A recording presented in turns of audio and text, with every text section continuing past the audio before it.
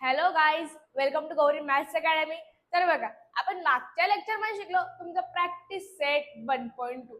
ते पूर्ण graphical method वरती डिपेंड होतं. ग्राफिकल मेथड काय असते, म्हणजेच लिनियर इक्वेशनचा ग्राफ कसा काढायचे. आपण टेबल शिकलो तर पहिले टेबल काढायचे, एक्स किंवा वाय ची व्हॅल्यू अशी कोणती पण पुट करून द्यायची, कोणती पण नाही, रॅन्डमली पुट करायची, नंतर त्याची वाय ची व्हॅल्यू काढायची किंवा वाय ची व्हॅल्यू पुट करायची, नंतर एक्स ची व्हॅल्यू काढायची. कोऑर्डिनेट जे पण भेटतील आपल्याला त्याच्यावरच आपण ग्राफ ड्रॉ करत होतो. तर आता बघा, आपण या लेक्चर मध्ये शिकणार आहोत तुमचं डिटरमिनेंट मेथड. हा जो लेक्चर आहे तो आपल्या प्रॅक्टिस सेट 1.3 साठी बेसिक आहे. ओके, तर बघून घ्या. आपण डिटरमिनेंट मेथड म्हणजे काय ते डिटरमिनेंट असते म्हणजेच काय. हे इथं झालं ए, हे बी, सी, डी, हे झालं एक डिटरमिनेंट. आता यांचं सोल्युशन कसं करायचं. डिटरमिनेंट मेथड म्हणजे काय, क्रायमर्स रूल म्हणजे काय, डिटरमिनेंट समजून जाईल, नंतर तुम्हाला क्रायमर्स रूल पण समजून जाणार. तर बघा, पहिले आपण घेतले हे काय झालं, ए बी सी डी. हे काय, ए बी सी डी कोणते पण नंबर्स आहेत, समजून घ्या. ओके, आता आपण काय करू डिटरमिनेंट मेथड साठी. पहिले ए आणि डी चं मल्टिप्लिकेशन करू. काय करू, ए आणि डी चं मल्टिप्लिकेशन. म्हणजेच काय, ए आणि डी चं आपण काय केलं, मल्टिप्लिकेशन केलं. ओके, नंतर काय करायचं, त्याच्यानंतर काय करायचं, सी आणि बी चं मल्टिप्लिकेशन करायचं. काय करायचं, सी आणि बी चं मल्टिप्लिकेशन करायचं. आणि या दोघांमध्ये हे पहिले आपण काय केलं, ए आणि डी चं मल्टिप्लिकेशन केलं, हो मॅम केलं. नंतर त्याचं मायनसचं साईन, काय द्यायचं, मायनसचं साईन. नंतर करायचं बी आणि सी चं मल्टिप्लिकेशन. हे झालं आपलं डिटरमिनेंट मेथड. आणि यांना सॉल्व्ह केल्यावर जे पण तुमचं आन्सर झालं सोल्युशन. तर बघा, आता मी काय करते, काही एक्झाम्पल घेते, त्यांनी तुम्हाला आणखी क्लिअर होऊन जाईल. ओके, मी एक्झाम्पल घेते, ते तुम्हाला आणखी क्लिअर होऊन जाईल.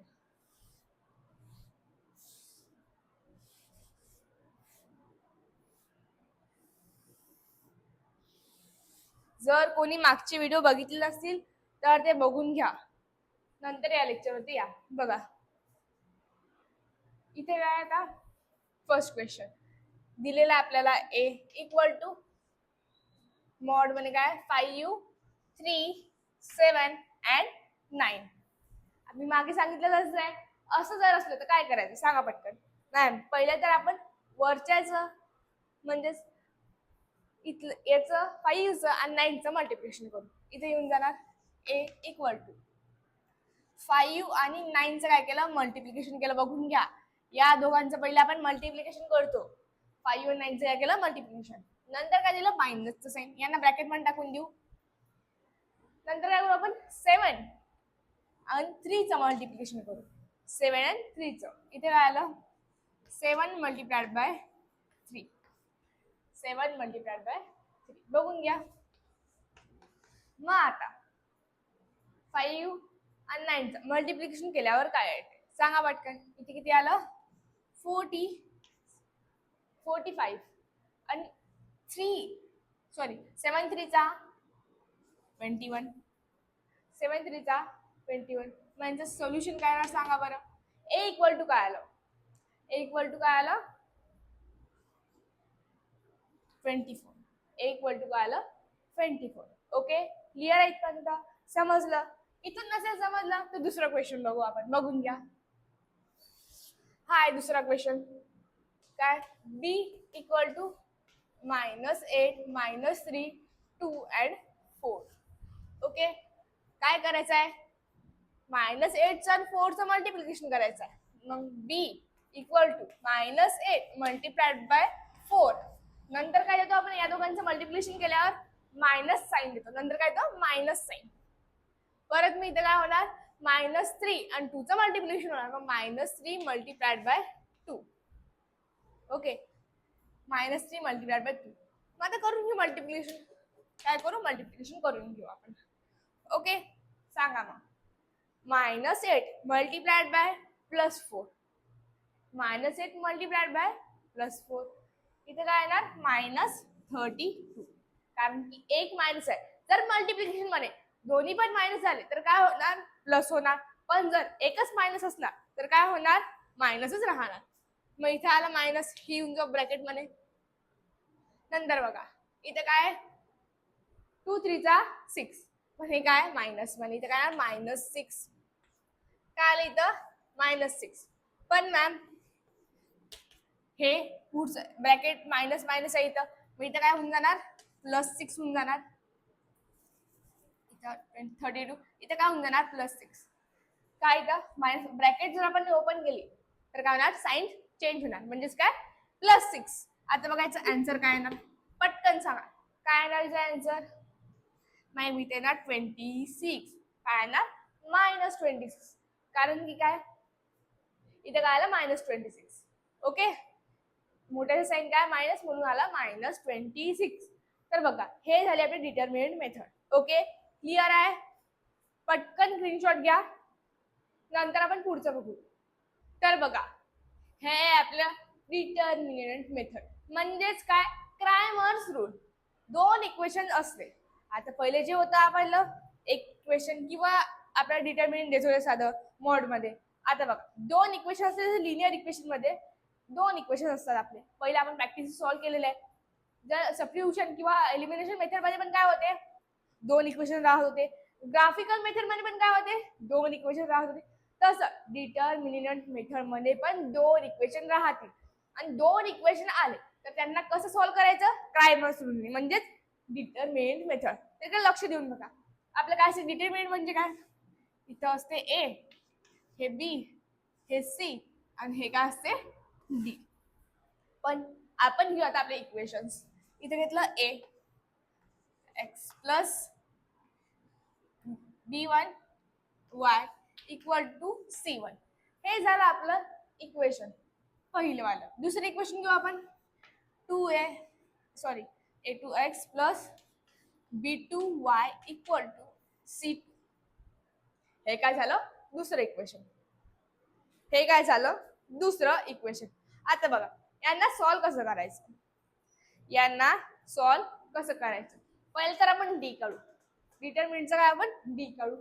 मग डी कसा काढायचा, हा डी कसा काढायचा, पहिलं तर इथे घेऊ a1, इथं काय घेऊ आपण a1. नंतर इथं काय घेऊ a2, इथं काय घेऊ a2. इथं येणार मग b1 आणि नंतर b2, b1 नंतर b2. हे डी आलं. नंतर काय आपल्याला माहिती आहे डिटर्मिनंट मध्ये यांच्या दोघांचं क्रॉस मल्टिप्लिकेशन, नंतर मायनस, नंतर यांच्या दोघांचं क्रॉस मल्टिप्लिकेशन. कसं येणार बघून घ्या, a1 multiplied by b2 minus b1 multiplied by a2. म्हणजेच कसं येणार आहे a1 b2 minus b1 a2. हे तर काय काढलं आपण डी. आता प्रश्न येते एक्स कसा काढायचा. मॅम पण आपण लिनियर इक्वेशन मध्ये एक्स आणि वायचीच व्हॅल्यू काढतो. मग हे काय पुढे बघा. नंतर काय आपण आता घेऊ आपण dx. काय घेऊ dx. आता dx मध्ये काय करायचं माहितीये का, dx मध्ये काय करायचं, जे एक्सचे व्हेरिएबल राहतील, जे एक्सचे कॉन्स्टंट राहतील किंवा एक्सच्या पुढची टर्म राहणार, त्यांना काय करू आपण बंद करून टाकू, म्हणजे घेऊच नाही, लपवून टाकू. त्याच्या जागी आपण काय करू सी ची व्हॅल्यू घेऊ, म्हणजेच काय इक्वल टूच्या त्या साईडचे. त्याला c1 अँड c2. बघा कसं इथे काय घेतलं ते एक्सचे, बी चं तसं राहू देऊ कारण की एक्स वाला आहे. आपण एक्सच्या जागी काय टाकू c1 अँड c2. मग इथे काय येणार c1 c2 b1 b2. आणि यांचं सेम असंच क्रॉस मल्टिप्लाय करायचं आहे. काय करायचं आहे क्रॉस मल्टिप्लाय. सेम असंच व्हायचं पण, सेम असंच काय होणार व्हायचं पण. मग इथे काय येणार, आता व्हायचं करायचंय म्हणजेच काय बी आला. आपण बी घेऊ का नाही, आपण काय घेऊ त्याच्या जागी सी घेऊ. आणि ये जसा तसा. मग इथे काय येणार a1 a2 c1 c2 same जसं तसं. आता एवढी मेथड जर आपण फॉलो केली, ओके, हे तर आपण फॉलो केलं. आता एक्स कसा काढायचा, मग एक्स इक्वल टू काय करायचं, dx डिवाइड बाय डी. ही जी व्हॅल्यू येणार नंतर हे सॉल्व्ह करून काहीतरी व्हॅल्यू येणार, हे सॉल्व्ह करून काहीतरी व्हॅल्यू येणार. मग काय करायचं आपल्याला dx म्हणजे याची व्हॅल्यू आल्याबरोबर divide by D. Okay, y ची पण तसं सेम करायचं आहे, काय dy divide by D. Okay, तुम्ही हे कुठून आलं कसं आलं रिझन जाणण्यापेक्षा याला सॉल्व्ह कसं करायचं ते जाणून घ्या. ओके, आता आपण एक एक्झाम्पल बघू. हे याचा पटकन स्क्रीनशॉट घ्या, नंतर आपण एक एक्झाम्पल बघू, त्याने तुम्हाला सर्व क्लिअर होऊन जाणार. बघा हे आहे तुमचे एक्झाम्पल. काय example, solve the following simultaneously equation using Cramer's rule. म्हणजेच काय, क्रायमर्स मेथडनी करायचे. बघून घ्या, दोन इक्वेशन आहे म्हणजे क्रायमर मेथडनी सॉल्व्ह करायचं आहे. हवा क्वेश्चन म्हणजे तुम्हाला ग्राफिकल मेथड, तुम्ही कसं क्रायमर्स मेथडनी असं करायचं नाही. जी मेथड दिली त्याच मेथडनी करायचं. आणि जर कुठं तुम्हाला मेथड दिलेली नाहीये, तुम्ही एलिमिनेशन, सबस्टिट्यूशन, क्रायमर्स रूल किंवा ग्राफिकल मेथडनी पण सॉल्व्ह करू शकता, काहीच हरकत नाही. बघून घ्या काय, पहिले तर आपण इक्वेशन लिहून घेऊ. गिवन इक्वेशन काय, 5x plus 3y equal to -11. हे आपलं पहिलं इक्वेशन. दुसरं इक्वेशन काय बघा, 2x plus 4y equal to +10. हे फर्स्ट इक्वेशन, हे सेकंड इक्वेशन. ओके, हे काय सेकंड इक्वेशन. आता मला सांगा इथे काय येणार, 5 आपला a1 काय, a1 काय आपला 5. आता b1 काय आपला 3 आणि c1 काय आपला -11. क्लिअर आहे, हे लिहायचं असं एक्झाम मध्ये. आता बघा a2 काय आपलं 2, b2 काय आपलं 4, c2 काय आपलं 10. हे सर्व काढून झाल्यावर डिटर्मिनंट करायचं, म्हणजेच काय डी. म्हणजेच काय करायचं डी. तर इथे काय आहे ते पहिले सांगा मला, डी काढायसाठी काय लागते, a1 a2 b1 and b2 हे लागते. मग यांचं क्रॉस मल्टिप्लिकेशन होते. पण आपलं a1 b1 a2 b2 काय आहे, हेच काय आहेत आपले. a1 काय आहे 5, b1 काय आहे 3, a2 काय आहे 2 आणि b2 काय आहे 4. हे आपलं डिटर्मिनंट. ओके, मग आपण क्रॉस मल्टिप्लाय कशाचं करू, यांचं. म्हणजेच काय क्रॉस मल्टिप्लाय करू, बघून घ्या. पहिले काय करू, 5 आणि 4 चं मल्टिप्लाय करू. नाही, 5 आणि 4 चं मल्टिप्लाय करू आणि नंतर यांना ब्रॅकेट मध्ये टाकू. पुढे काय देऊ, मायनसचं साइन. नंतर काय येणार इथं 3 मल्टिप्लाइड बाय 2, 3 मल्टिप्लाइड बाय 2. बघून घ्या, करून घ्यायचं आन्सर. इथे काय येणार 20, नंतर -6. 20 - 6 काय होते मॅम 14. मग डी काय आला आपला 14. मग असं सेम काय करू आपण, एक्सचं पण करू. काय करू, डीएक्सचं. मग मला एक सांगा, डीएक्सचं काढायसाठी आपण एक्स वाली जे टर्म असते तिथे जे नंबर्स आहेत ते काय करतो, एलिमिनेट करतो. आणि त्याच्याकडे काय तो c1 c2 आणि b1 b2 जसाचं तसं. इथं बघा, इथं काय येणार, c1 काय -11, c2 काय 10, b1 काय 3, b2 काय 4, बघून घ्या. मग यांना आपण काय करू, सॉल्व्ह करू. इथेच करून घेतो मी सॉल्व्ह. बघा इथे काय येणार, -11 मल्टिप्लाइड बाय 4. हे ब्रॅकेट मध्ये टाकल्यानंतर काय येणार मायनस, नंतर 3 मल्टिप्लाइड बाय 10. बघून घ्या, यांची मल्टिप्लिकेशन काय येणार -44 येणार. -13 -44 अँड -13 यांचं काय होणार, प्लस होणार. यांची काय होऊन जाणार, प्लस होणार. मग इथे काय आले 73. किती आले -73. ओके, क्लिअर आहे. बघून घ्या एक वेळा.